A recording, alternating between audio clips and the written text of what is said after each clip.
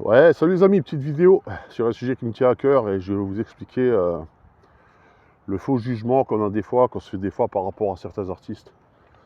La mauvaise interprétation qu'on a des fois. On se permet des fois à tort de qualifier un artiste de pessimiste. C'est-à-dire on va le juger lui-même comme pessimiste parce qu'il a une vision du monde un petit peu apocalyptique ou un petit peu sombre. Donc on va s'imaginer que le personnage lui-même est sombre. Ce qui est complètement absurde. Tu peux avoir on va dire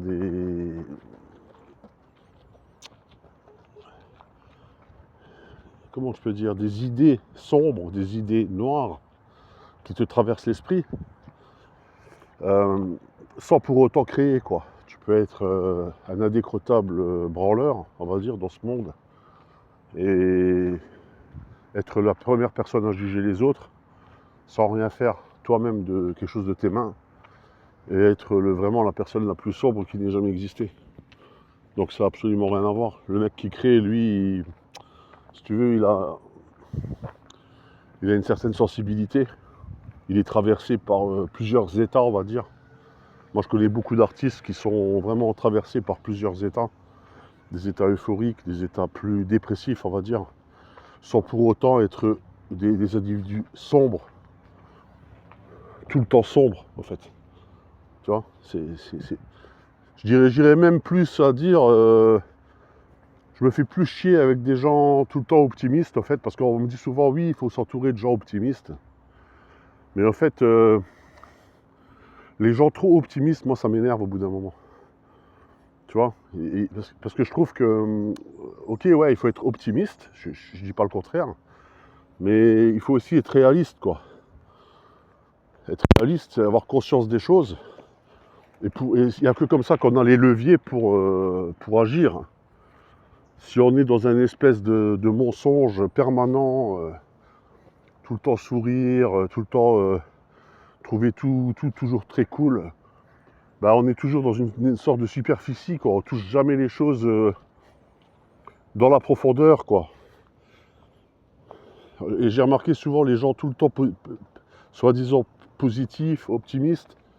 Je ne peux pas avoir on va dire une conversation plus profonde avec eux. C'est toujours en superficie. Dès que j'essaye de toucher quelque chose d'un peu plus métaphysique, philosophique, je sais pas comment on peut dire ça. Moi, je suis peut-être un métaphysicien sans le savoir, j'en sais rien. C'est la vie, au fait, c'est ma propre vie qui est mon initiation, on va dire. Je me sers de ma propre existence pour faire mes conclusions. Je suis pas un exemple, je suis pas une référence, mais c'est ma vie à moi, quoi, d'accord. Il y a des fois, je suis malheureux, mais je vais pas chercher pour autant à être heureux, quoi. C'est comme ça fait partie de moi. Je sais comment que je suis, quoi. Je m'accepte comme je suis. J'évite d'emmerder le monde, c'est tout. Quand je suis comme ça, je préfère, je reste comme ça, et puis je vais pas trouver vraiment de solution pour autre chose, quoi. Je me mets dans mon coin, je fais mes trucs, et puis voilà. Et en même temps, les gens trop négatifs, ça m'emmerde aussi, quoi. Qui sont tout le temps en train de se plaindre, qui voient le noir partout, le mal partout. En fait, il faut un juste milieu, quoi. Et dans la création, c'est pareil. Dans la création, je peux pas faire toujours des trucs du Walt Disney, faire que ça, quoi. Des petits lapins roses, des trucs comme ça. C'est chiant, au bout d'un moment, tu sais, je m'emmerde, en fait. Une expo où la personne me propose que ça. Je pense notamment à un artiste chinois, là, qui faisait des mecs qui sourient, là. Le truc, c'est que des visages souriants. Ouais, c'est sympa, mais c'est que ça, quoi. Et puis au bout d'un moment, soi-disant pour t'envoyer du positivisme, mais au bout d'un moment, c'est un cauchemar pour moi, tu vois. Trop de sourires autour de moi, des faux sourires, on va dire, ça me fait peur, en fait. Si encore c'était des vrais sourires, des gens qui sont vraiment, vraiment positifs, en vrai, je comprends, mais t'as des gens comment dire, qui adoptent une position d'optimisme, mais qui ne le sont pas du tout, en fait. C'est-à-dire, c'est des faux optimistes. Ils sont profondément sombres et ils affichent un sourire pour cacher cette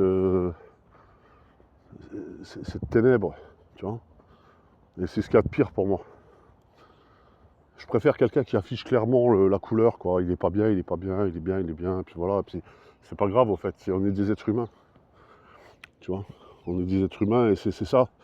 C'est ça qui rend l'art intéressant, c'est de le rendre vivant, c'est de le rendre flexible dans toute sa complexité. Aussi bien dans le côté positif que négatif. Il ne faut pas avoir peur de toucher les extrémités pour que ça parle, en fait. C'est pour ça que je dis pas ça pour me vanter, mais souvent quand je fais des expos, il y a des gens qui me disent « Ah ouais, ça me parle ce que tu fais, c'est vachement parlant, c'est expressif. » Et aussi des gens qui me disent « C'est trop pour eux. » Ça leur fait un choc, en fait. Il y a une dame qui m'a dit « Ah, je peux pas regarder ça, c'est trop pour moi, c'est trop sombre, c'est trop noir. » Mais en fait, ça, c'est typiquement le genre de personne qui, pour moi, a peur d'aller explorer le côté sombre, en fait. C'est vrai qu'aller explorer son côté sombre, c'est pas, ça fait peur parce que on va s'avouer des choses, on va faire face à des situations, à des choses qu'on a faites qui sont pas très jojo, pas très cool. Mais d'un autre côté, c'est aussi le seul moyen de prendre conscience de ce qu'on a fait pour progresser, pour évoluer, quoi. Je sais pas comment je peux dire. Tu sais, c'est quand tu achètes une baraque, tu vas la visiter de fond en comble. Voilà, c'est la même chose. Tu sais, je prends par analogie, je prends l'idée de la maison que tu vas visiter. Ben, toi, c'est pareil. Dans ton intérieur, tu as quelque chose de très sombre qui sort des ténèbres, presque. Les ténèbres qui font partie de notre quotidien, hein, de notre vie. Et en même temps, quelque chose de très lumineux. Je ne sais plus qui disait, l'homme, il est capable de toucher la lumière, il est capable d'aller très très fond, très très bas dans les tréfonds de l'âme, quoi. Bah, c'est un peu ça, quoi. C'est-à-dire que c'est comme si tu prenais un fil d'Ariane, je prends par similitude le labyrinthe, là, tu sais, dans les mythes grecs, là, avec le Minotaure, là, tu sais, le fil d'Ariane et tout, c'est un peu la même chose, en fait. Le Minotaure, c'est le côté très sombre, et le fil d'Ariane, c'est le guide, en fait. C'est ce qui te permet de pas te faire dévorer par le côté sombre. En fait, je vois ça comme ça, moi, tu vois. Et Ariane, c'est l'âme haute, tu sais, elle te ramène vers la positivité. Voilà. On peut prendre aussi l'exemple de Icare, tu sais, qui se fait ses ailes en cire, là. Donc, il va se construire des ailes pour toucher le soleil, mais il n'a pas compris que le soleil qu'il va toucher, c'est le soleil matériel, c'est pas le soleil intelligible. En fait, tu as le soleil visible qui te réchauffe. Et beaucoup confondent, en fait, ce soleil-là et le soleil intelligible qui est symbolique. Et donc Icare, il va se construire ses ailes, et ses ailes, elles fondent, et il retombe dans la matière sans jamais réussir à toucher l'âme haute. Pourquoi? Parce qu'il n'a jamais eu l'idée d'aller chercher dans l'âme basse aussi. Tu vois? Si tu n'as pas conscience des deux trucs, tu peux pas... comment je peux dire? Si tu renies en bloc ta négativité, pour moi, à mon sens, tu seras toujours dans la superficie. Donc quelque chose d'assez plat, neutre. C'est pas plus mal aussi, hein. Il y a des gens... Moi, j'apprécie aussi des fois le côté neutre. Je suis pas en train de dire que c'est pas bien. Artistiquement, le côté un peu léger, neutre, un peu restons légers, tout ça, j'apprécie aussi. Mais moi, bon, malheureusement, moi, je suis pas comme ça. Je suis pas du tout comme ça. Je suis quelqu'un qui... Voilà, on me dit souvent des fois, quand j'étais plus jeune, que j'étais quelqu'un de torturé. Tout ça, bon. Encore maintenant, on me le dit encore, parce que j'ai une tendance à approfondir les sujets, même des fois avec des inconnus, hein. Même des fois des gens que je connais pas. J'ai une tendance à leur parler de choses plus métaphysiques, tout ça. Alors des fois ça marche, hein. Il y a des gens, ça leur plaît. Et il y a des fois des personnes qui hallucinent, quoi, qui se disent c'est qui ce mec, enfin de quoi il parle, je plane à 15 000, je comprends rien. Donc voilà. Parce que pour moi, en tant qu'être humain, si on ne comprend pas cette subtilité, on va dire, qu'il y a entre l'âme haute et l'âme basse, je ne sais pas si on peut vraiment appeler ça l'âme haute et l'âme basse d'ailleurs, ou est-ce que c'est l'âme tout court en fait, je ne sais pas. Si on ne comprend pas cette subtilité, on ne peut pas vraiment avoir les leviers pour actionner, pour faire des choses correctement, tu vois. Quelque part, si on n'intellectualise pas son œuvre, on fait des choses qui ne durent pas, quoi, qui ne durent pas dans le temps, quoi. Pourquoi il y a certains artistes qui traversent les époques, même des écrivains, tout ça, parce qu'ils ont eu connaissance de leur propre état d'être. Je pense que c'est ça, en fait, la métaphysique aussi, c'est avoir, même la philosophie, c'est avoir connaissance de sa propre existence, quoi, être conscient de sa propre mort, être conscient de sa venue sur Terre, être conscient de la douleur, être conscient de la guérison, enfin être conscient de toutes ces choses-là, sans être... savoir que nous-mêmes, on a un propre univers en nous, quoi. On est vraiment un système complet, quoi. Il faut savoir que chaque être humain, on est un système unique, en fait. Voilà, où tu es obligé de te nourrir, tu es obligé de... Tu sais, déjà matériellement, tu es vraiment un système à toi tout seul, tu es une usine, en fait. À entretenir, à alimenter, à prendre soin, pour qu'elle dure le plus longtemps possible. Et si tu laisses rentrer des choses extérieures à toi-même qui ne te correspondent pas ou qui te veulent du mal, ça va faire réagir en toi les côtés les plus négatifs. Et au bout d'un moment, ça va vraiment étouffer le côté positif. Et c'est ça qui est pas bon, c'est parce que ce qui est pas bon, en fait, c'est de ne plus avoir cette barque, au fait, qui te mène entre les deux berges. C'est de se noyer entre deux eaux, là, tu vois, entre le côté plus et le côté moins. En fait, pour moi, il faut toujours avoir cette capacité à accepter le négatif, le positif, mais en même temps, que ça ne nous fasse pas chavirer. C'est ça le truc, tu vois, tu prends par similitude, tu prends l'exemple de la barque. Je prends l'exemple du Styx, là, tu sais, le gars qui fait traverser les eaux là, pour rejoindre l'autre côté de la berge. En fait,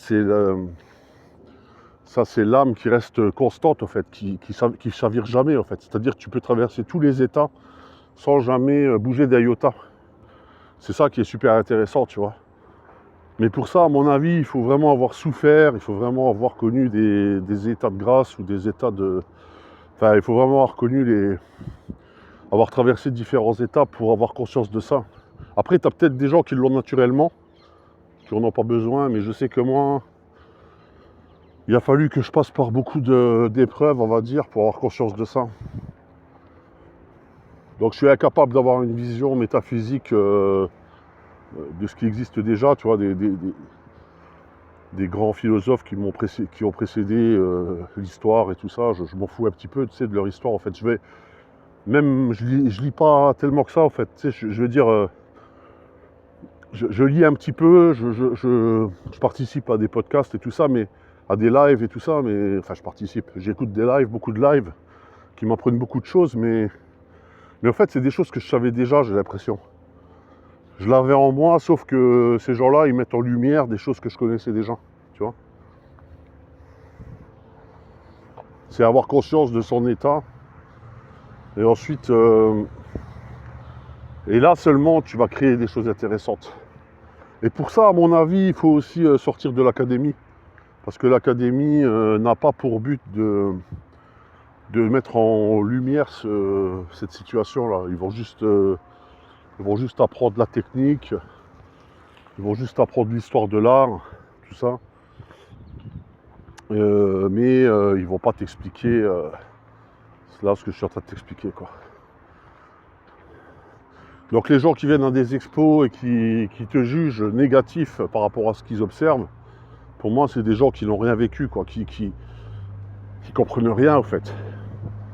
Tu sais, ceux qui te jugent, ouais, t'es trop négatif, t'es trop pessimiste, hein, il faut être, j'aime bien les mecs plus optimistes, hein, ça c'est des gens qui, pour moi, c'est pas de leur faute, hein. Puis même, moi, je suis personne pour les juger, enfin, je suis personne pour les... Je suis pas un redresseur de tort, je suis pas en train de dire c'est comme ça qu'il faut faire. Je pense qu'on a tous notre rôle, enfin notre rôle. On a tous un rôle qui nous est propre en fait, pour notre propre survie en fait. Voilà, c'est ça le truc. Et pour ça, il faut accepter tous ces états d'être. Allez, ciao.